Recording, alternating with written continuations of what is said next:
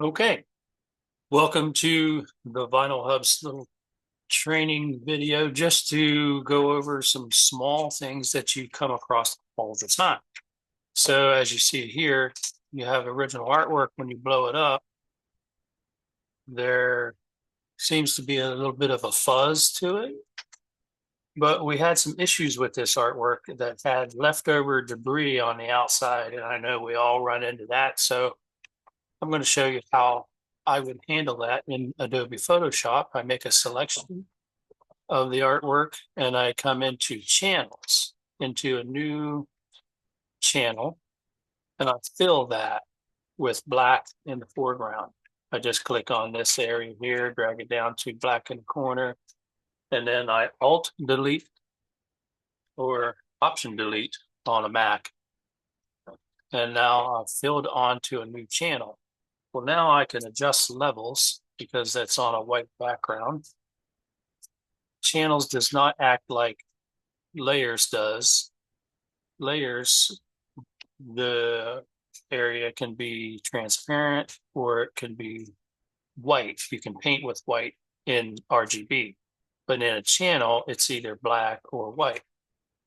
And white not being part of the art, it's not selectable.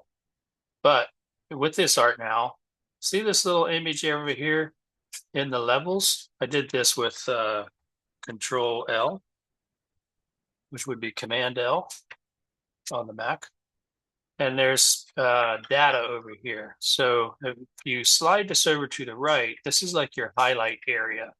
And there's data over here, and the highlight area is what that's saying.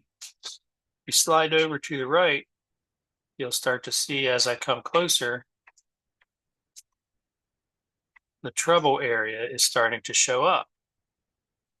So there was like a drop shadow or an offset drop shadow there.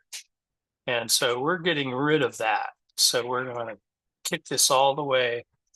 If I was to take the eyedropper tool, I could also read over top of this, and on the K here, which represents black data, you would see that it's showing that there's 5 and 6% dots there, or gray data. You don't see it on the screen. It's hidden very easily, but now you do see it. And as you get closer, you'll see that it's like 1, 2, 3%, 4% as you get in there.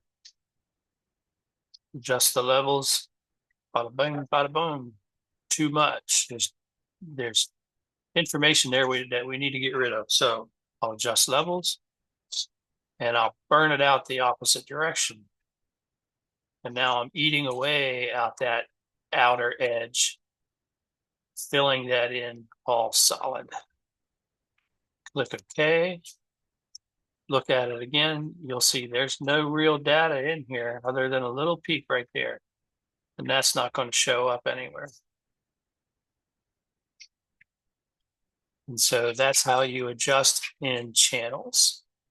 You get the debris on the outside taken away. So we're going to click on a new layer, hide the old one, and I'm going to fill it with that black in there because we're printing with black.